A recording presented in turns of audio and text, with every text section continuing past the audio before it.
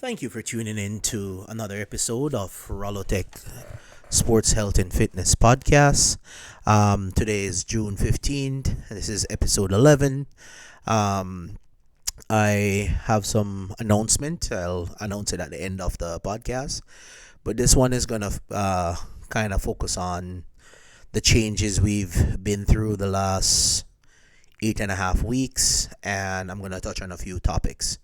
I'm not going to make this one too long because I'm kind of exhausted from pulling a double last night. So, disclaimer, I work two jobs and run a acreage with my family. My kids is huge in helping me do chores some days when I'm just tired.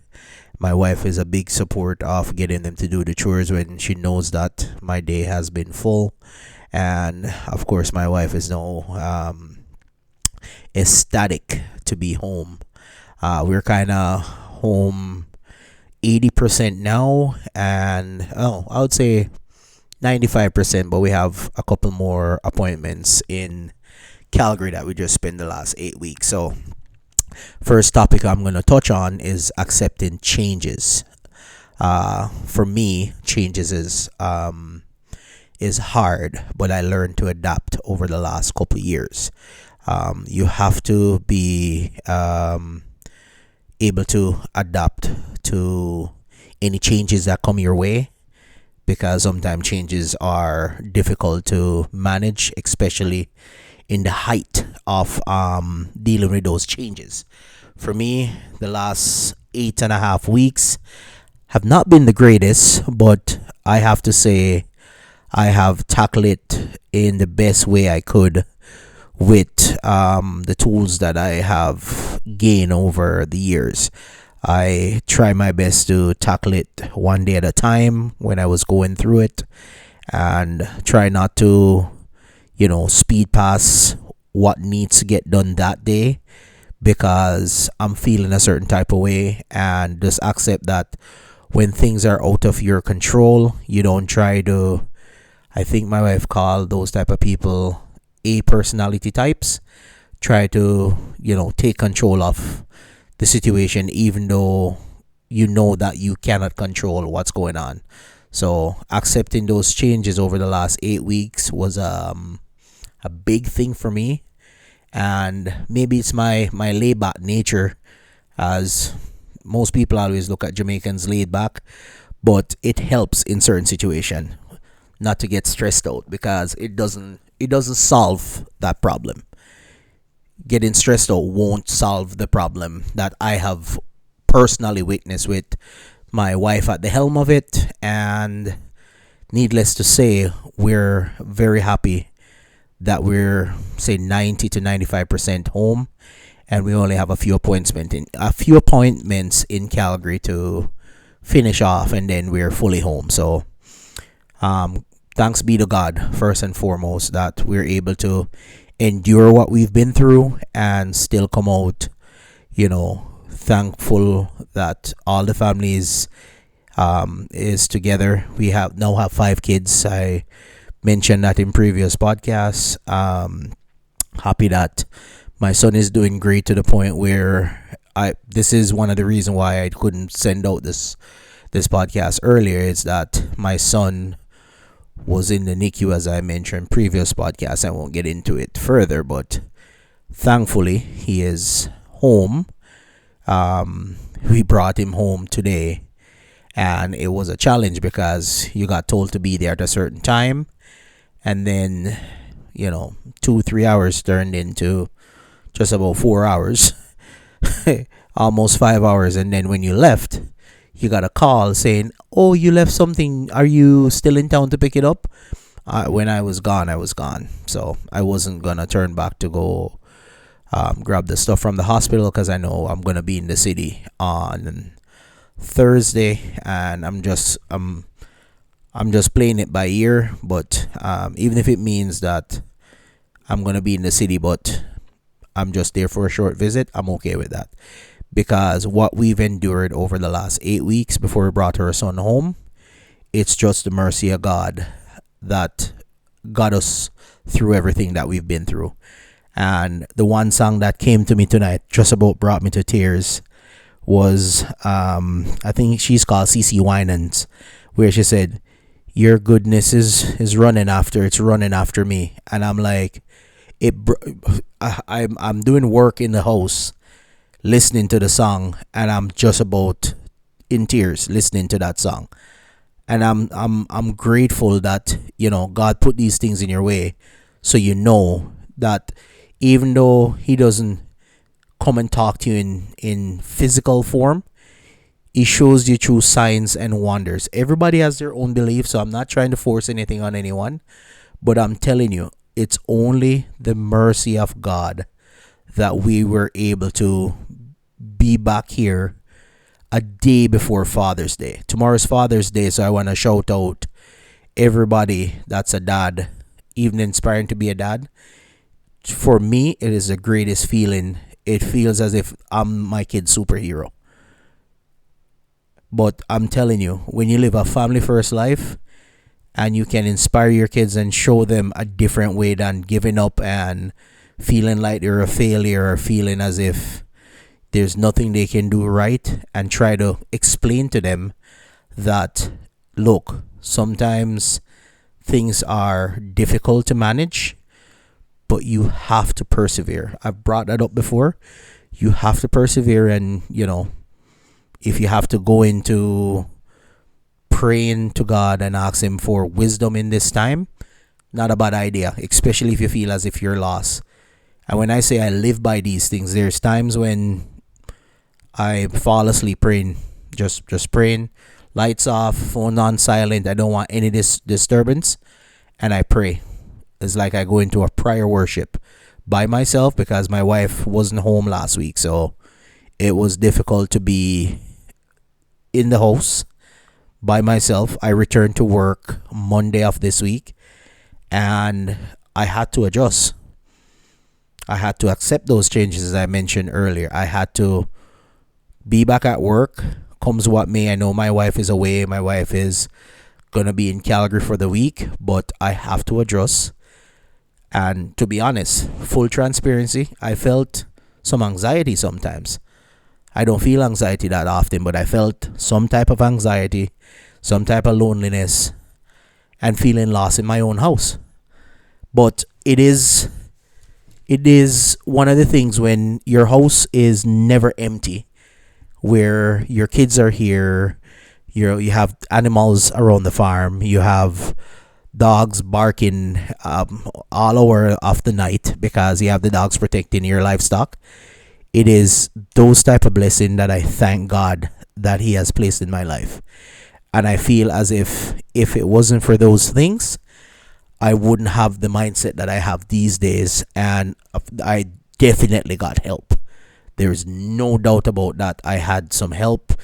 People pour in certain things into me, and then it teach me as an individual to speak positivity no matter what. Speak positiveness in your life, because I can tell you that from my perspective, I could be bitter, I could be a miserable person, but I chose not to, because I want to speak positive moving forwards. The last 6 months has been a challenge, not just because of my baby in the NICU, but the last 6 months have been a challenge because it shows you how much when you have to pivot and accept changes, you have to do it on the fly.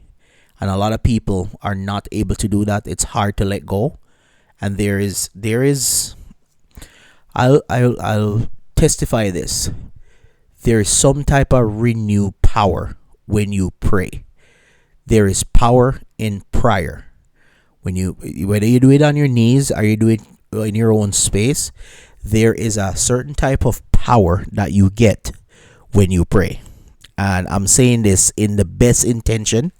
So anybody think as if I am saying this to try to convert you, I am not. Because if I testify to you and it means nothing to you, I will honestly hold my head high and don't feel as if I'm trying to bring you into something that you don't feel comfortable in, but I ask God to speak in your life because I I had to gather my thoughts on certain things lately, and this kind of started out with a couple conversation I had with friends from Jamaica, friends from here, and I had to really stand strong in my faith.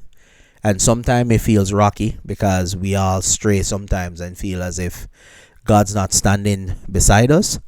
But I can tell you without a shadow of a doubt, even in spite of what I've been through, I can tell you that God got me. God got me. God got my family. God got our back. So whatever you're believing, whatever your beliefs are, whether it's in a higher power or it's in whatever mantra you preach, that's up to you. I cannot tell you what to believe, but me and my family personally believe that there's a God. He created us, and you know, history history is a teacher to show that he has some form of existence. And whoever don't believe in him, I feel sorry for you guys, and I hope God change your mind when it comes on to trying to convince you that there's a God. But that goes without saying. For me, I will have empathy for those people. I have empathy on what a lot of people have met in Calgary over the last couple of weeks I've been going through, to the point where I gotta shout out my buddy here, where he's been through a lot. I don't want to name call, but just listening to the podcast, you'll know that I'm talking about him.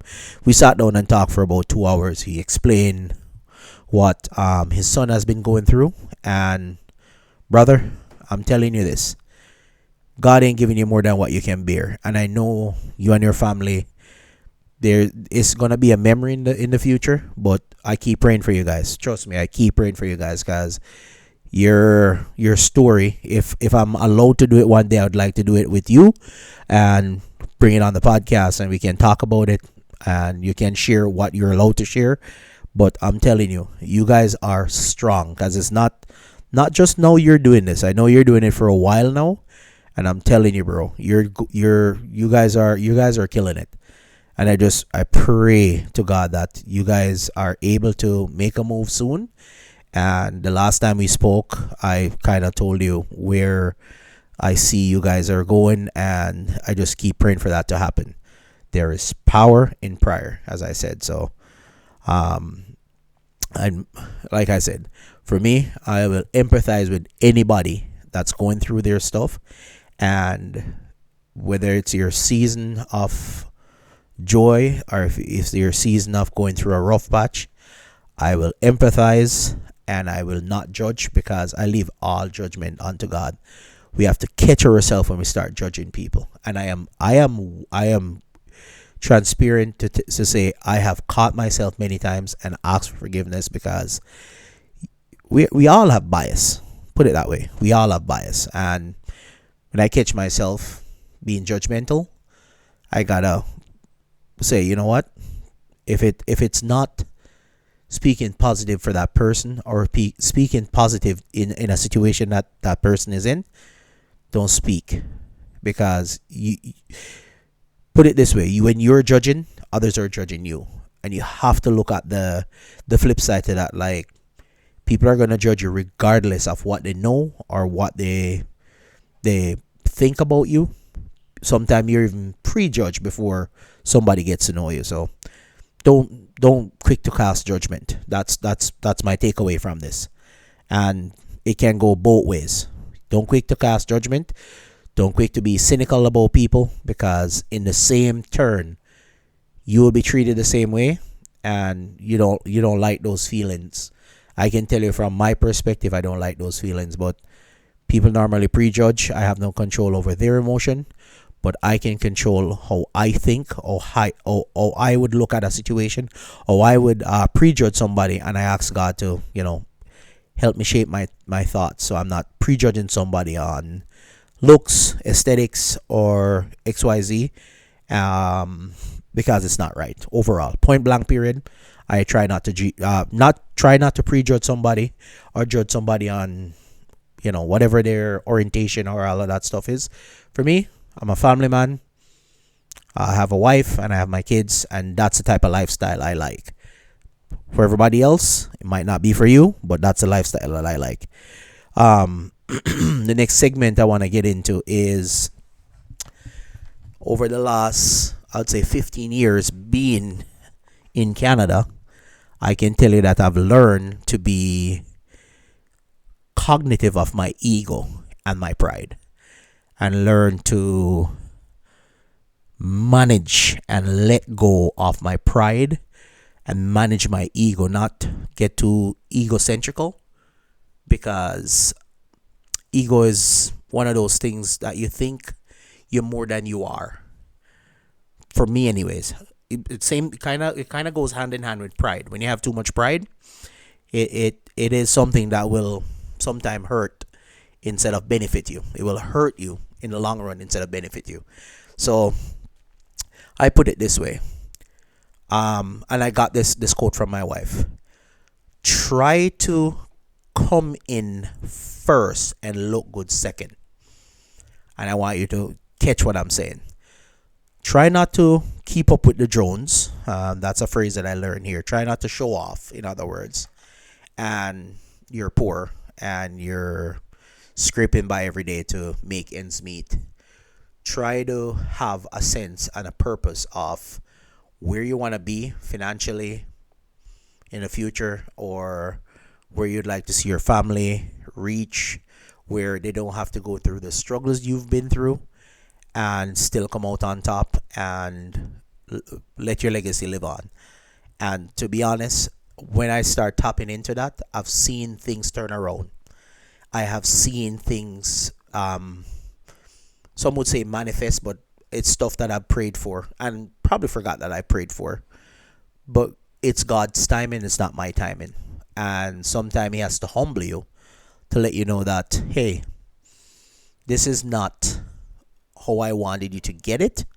This is what I had in store for you from a long time ago. And it brings me back to the year 2000, when I prayed for certain things. I see it manifest over the last 15 years, and I'm like, I thought it would come earlier, but you have to take things in strides. When it comes to you, it comes to you, not before God's timing. My next topic I want to get into is to even going off just piggybacking off the ego thing, is to tackle your problems at a micro level. Don't try to tackle the problem at a macro level.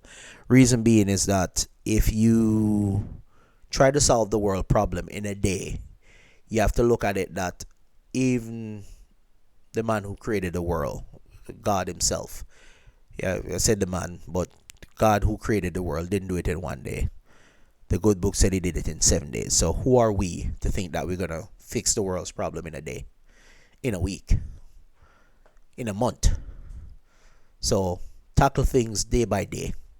That's why I said accepting certain changes has helped me, because when you tackle things day by day, month by month, week by week, and tackle them, what you can pick off your list first to do is the beneficial part of you hitting your success.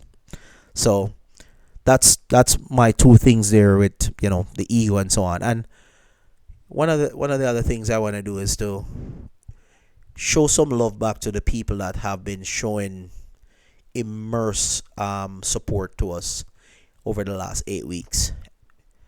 Show back some love some way, somehow, because I have blown away with all the help and the support that we've got from the church, from our friend Bobby that I mentioned. One of the other guys I want to shout out is Cody, and my Patman family. You guys have been great. You guys have been great with support to us. And I put it this way: in your time of perils, you'll really see who your friends are. When I put it in even a simpler way: when things are sour, you'll see who your true friends are. Not that I need to be in chaos for me to see who my friends are. as I said in previous podcasts, I can pick out people that's I would put them as people that just want to waste your time in a heartbeat. I can pick them out verbatim. I can pick out people like that. So I get to the point right now. I don't waste time with those people anymore. And it seems callous, but the people that are really in your corner, really got your back, is gonna sit beside you in a jail cell and be like, "Hey, we really messed up this time, didn't we?" Those are the people I'd rather have in my corner, and they don't have to be blood relatives. It can just be friends that you meet over the years, and they're more of a family member to you than your own family. And I love my family. If anybody who knows me, I'm a family oriented person, and my family is a big part in my life, to the point where I drove 41 hours to go visit family. And this was a dream of mine to do, and I did it with my kids, and I love it. I love every single minute of it, because I don't know how else to put this, but I grew up that way, and I want to show my kids that even if your family that you think should be how your other relatives are, like cousins and so on, that they've met last year for the first time, have been around, and if they have been around them for the years they've been growing up, my kids would really see what I grew up with. Really, really see. And to show to my older brother, to the point where my dad drove down a bus going to Kingston, from Montego Bay to Kingston. All my Jamaican friends know this, to pull me off the bus, because my brother was trying to take me from my dad to take me to the United States. And my dad literally drove down the bus, blocked the road so he could pull me off the bus, because he didn't want to leave his son to my older brother. So much love to my late dad, because my dad showed his love in the ways that he really could. But coming to pull me off a bus, driving from Montego Bay to Kingston, saying that my brother can't take me with him due to him showing his love in that way. And when I was younger then, I didn't understand it, but the older I get now as a dad, I can understand it, because I'm very overprotective of my kids. So needless to say, it's like, yeah, I can see where my dad was going with that. And one of the key moments for me, even over the last 15 years, was a couple of years ago. Me and my dad was butchering a couple pigs the way he used to butcher them. And anybody that knows me know that it's a passion of mine to butcher animals.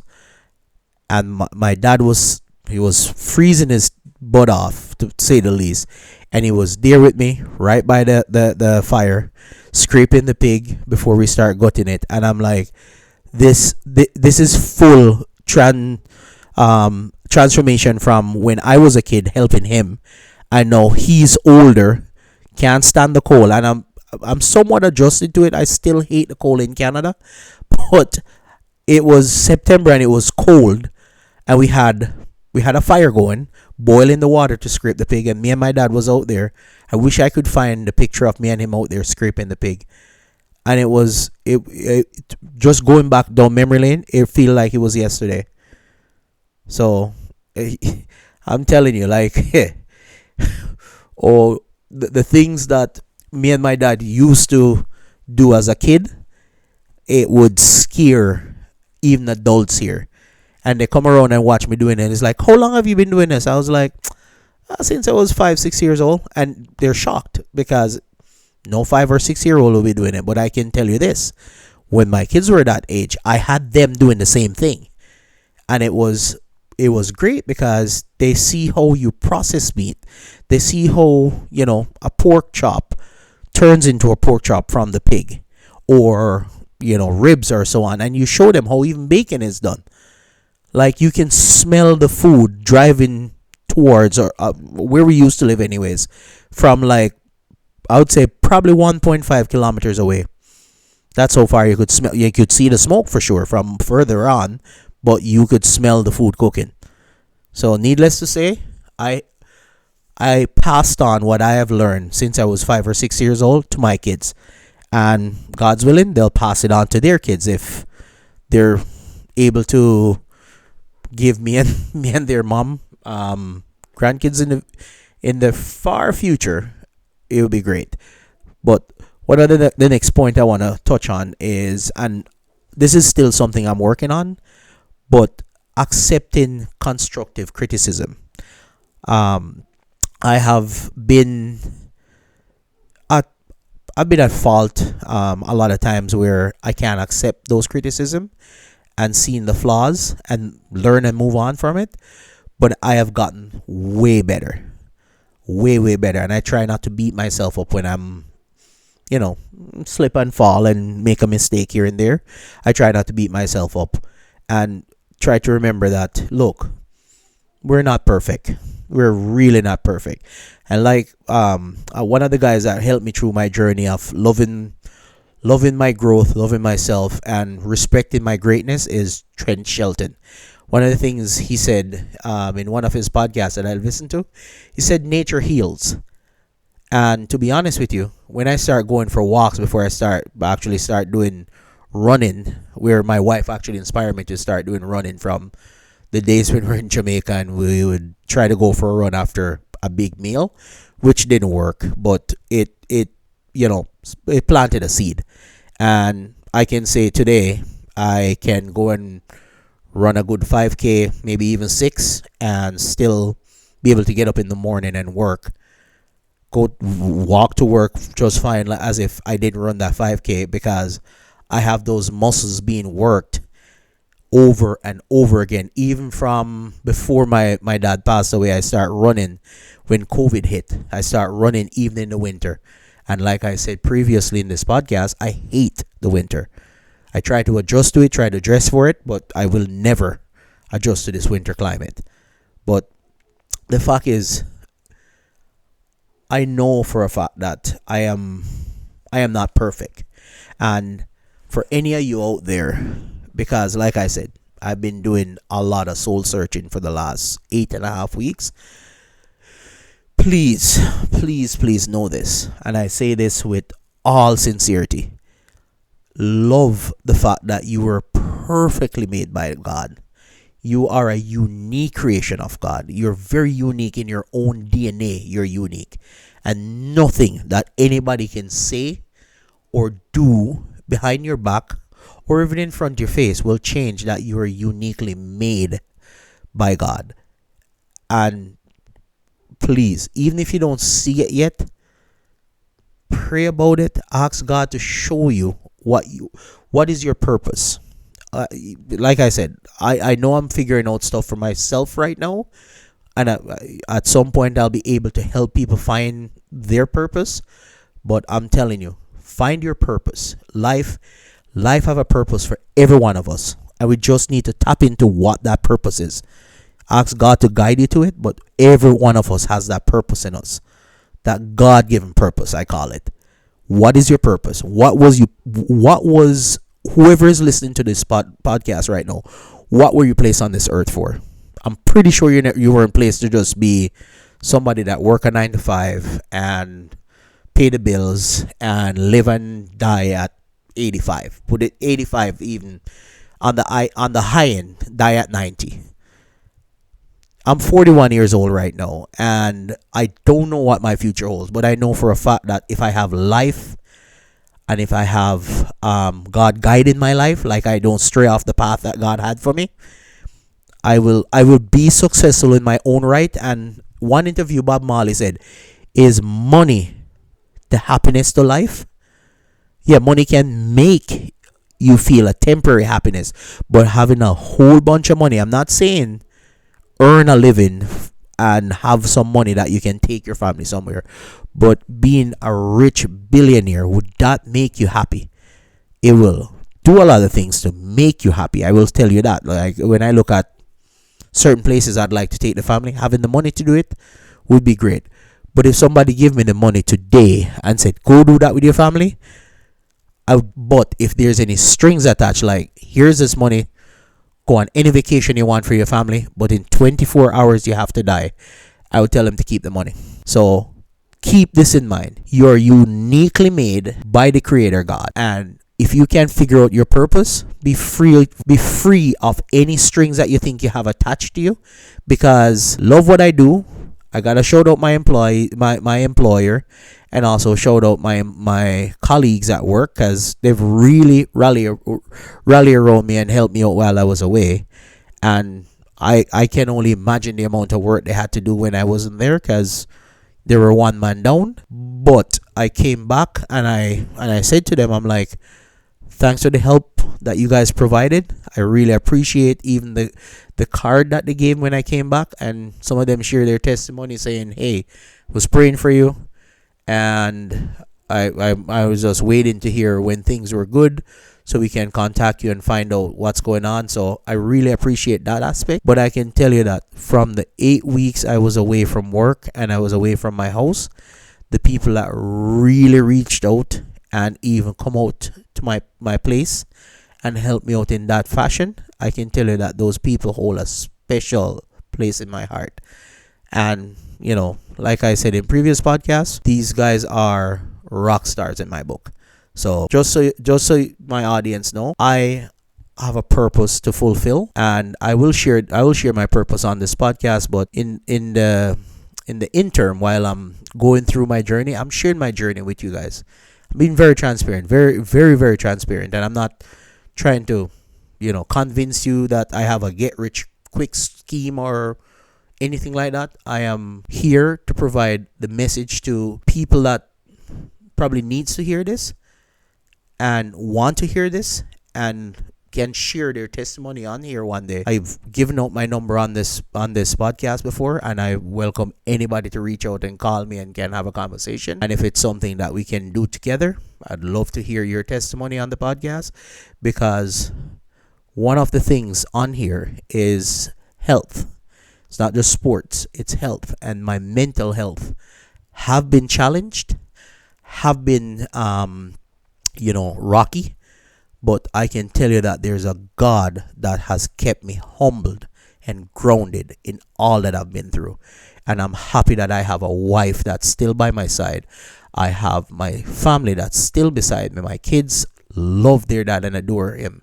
And all I can say is that I'm very thankful and also grateful that I'm still here healthy and able to provide for them. So please, please, please, if you do need some type of help outside of what I do to stay grounded, feel free to reach out. I have people that I can provide as contact if you need somebody to talk to. If you just need somebody to talk to in general, my number is also in episodes here, but I'll give it again.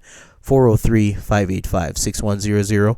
Feel free to call me. We can have a conversation. And if it's something you want to put on the podcast, I'll be more than willing to help you guys. But thank you for tuning into episode 11. Be blessed and enjoy next week. Happy Father's Day to all the fathers out there. Rallo.